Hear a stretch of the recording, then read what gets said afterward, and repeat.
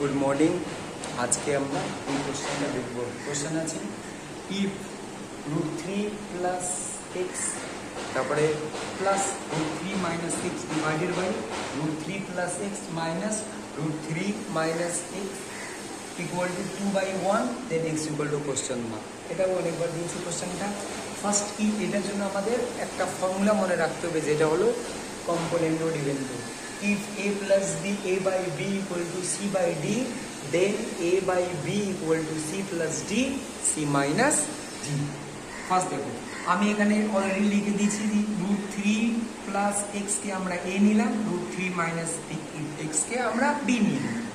এবার কি করলাম, জাস্ট ভ্যালু পুরো করলাম। a আর b এটা যদি আছে তাহলে আমরা লিখতে পারবো যে a plus b, a minus b equal to 2/1। জানি যে c প্লাস d কে 2/1 নিয়ে নেব। এটা কি হয়ে যাবে, a by b equal to কত হবে, 2 প্লাস 1 আর 2 মাইনাস 1 মানে কি 3/1 হবে।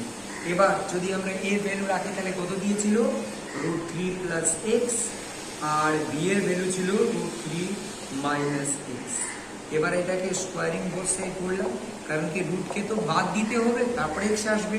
আর রুট বাদ দেওয়ার একটাই রুলস আছে যে আমরা স্কোয়ারিং বোর্ড সাইড করে দিই। তাহলে রুট সাথে এ স্কোয়ার সাথে রুট ক্যান্সেল।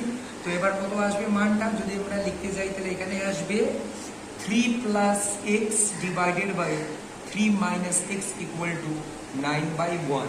এবার আরো কম্পোনেন্ট ডিপেন্ডেন্ট ফর্মুলা যেটা লিখেছে অ্যাপ্লাই হবে। 3 plus X, 3 minus X 9/1, then 3/x equal to কত হবে, 9 প্লাস 1 10 আর 9 - 1 8। এটা কাটলাম, কত হলো, এটা হলো 4 বারে, এটা যাবে 5 বারে। 12 equal to 5x, that means x মানটা কত আসলো, 12/5। Thank you everyone.